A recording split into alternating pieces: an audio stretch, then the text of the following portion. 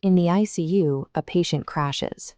They present with simultaneous vasodilatory shock and acute respiratory distress syndrome. Intravascular fluid surges through disrupted cellular barriers. This specific combination of catastrophic organ failure is the hallmark clinical manifestation of severe late-stage cytokine storm. This medical illustration maps the extensive secondary organ dysfunction that accompanies the systemic collapse. The pulmonary and vascular consequences include acute respiratory distress syndrome, massive capillary leak syndrome, and widespread coagulopathies that place the patient at high risk for spontaneous hemorrhage. This is rapidly followed by acute renal failure, severe liver injury and cholestasis, and stress-related cardiomyopathy. The lethality of this presentation stems not from an invasive pathogen, but from the collateral damage inflicted by the host's own dysregulated immune response. In clinical literature, the terminology remains highly ambiguous. Cytokine storm is frequently misapplied as a catch-all for any severe inflammatory response. Historically, the phrase described the engraftment syndrome observed after allogeneic stem cell transplants, and it gained modern prominence describing the severe toxicity that often follows engineered CAR T-cell therapy. To separate physiological responses from pathological storms, researchers David Feigenbaum and Carl June proposed a rigorous tripartite diagnostic definition. First, the patient must present with highly elevated levels of circulating cytokines in the blood. Second, there must be acute systemic inflammatory symptoms present, typically presenting as high-grade fever and severe fatigue. Third, the patient must show secondary organ dysfunction explicitly driven by inflammation that extends far beyond a normal pathogen response or occurs entirely in the absence of a pathogen. Adopting this strict definition directs treatment. Resolving the syndrome requires reverse engineering the exact molecular pathways that broke homeostasis. We can trace this macro-level organ failure upstream to the intracellular circuitry driving the tissue destruction. This flowchart isolates terminal signaling pathways, MAPK, NF-κB, JAK-STAT3, and mTOR, which directly execute secondary organ dysfunction. Upstream, this destructive signaling is triggered by massive quantities of flooding pro-inflammatory cytokines, specifically interferon gamma, interleukin-1, interleukin-6, and tumor necrosis factor. This diagram catalogs the specific immune cells driving cytokine secretion. For example, type 1 helper T cells express the TBET transcription factor, producing massive interferon gamma to hyperactivate macrophages. Meanwhile, cytotoxic T lymphocytes secrete perforin and granzyme to eliminate infected cells. Multi-organ failure is the macroscopic symptom of these specific cellular subgroups becoming trapped in a runaway positive feedback loop.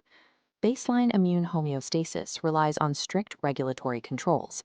Regulatory T cells, decoy receptors like IL-1 RAA, and anti-inflammatory cytokines like IL-10 normally buffer the system to prevent overactivation. A cytokine storm is a total failure of these negative feedback mechanisms. One primary mechanism for this failure is the inability of cytotoxic T lymphocytes to efficiently execute granule-mediated killing of their target cells. When target cells are not eliminated, the immune system experiences prolonged, unresolvable antigenic stimulation. This unbroken cellular engagement forces the trapped T cells to continuously dump massive amounts of inflammatory cytokines into the systemic circulation. When localized negative feedback fails, a contained immune response spills into the bloodstream, setting the stage for systemic vascular collapse. Here, interleukin-6 acts as the critical cytokine engine driving acute systemic inflammation and vascular collapse. In a healthy immune response, IL-6 engages in cis signaling. The IL-6 molecule binds to a membrane-bound IL-6 receptor, which then complexes with membrane-bound GP130 to trigger intracellular signaling. This baseline cis signaling resolves local infections. Crucially, the membrane-bound IL-6 receptor is restricted to immune cells. Non-immune cells ignore baseline IL-6. The pathological shift occurs when massive overproduction floods the bloodstream with IL-6 and free-floating soluble IL-6 receptors. This triggers trans signaling, where IL-6 binds directly to the soluble receptor in the bloodstream. This soluble complex can now bind to GP130, a ubiquitous receptor expressed on virtually every cell surface, including previously unengaged endothelial cells. The immediate downstream consequences of trans-signaling in endothelial cells are severe. E-cadherin expression drops rapidly, and vascular endothelial growth factor increases massively. This structural deformation connects directly to the clinical presentation. The cell gaps cause catastrophic vascular hyperpermeability and severe hypotension. IL-6 trans-signaling acts as a molecular bridge. It weaponizes a ubiquitous cellular receptor to turn a localized immune storm into fatal vasodilatory shock. With the downstream cellular destruction mapped, we can look all the way upstream to the diverse biological events that initiate the cascade. Returning to this flowchart, we can categorize three primary classifications of cytokine storm triggers. Iatrogenic triggers are therapy-induced, driven heavily by engineered CAR T-cell therapy and blinatumomab infusions.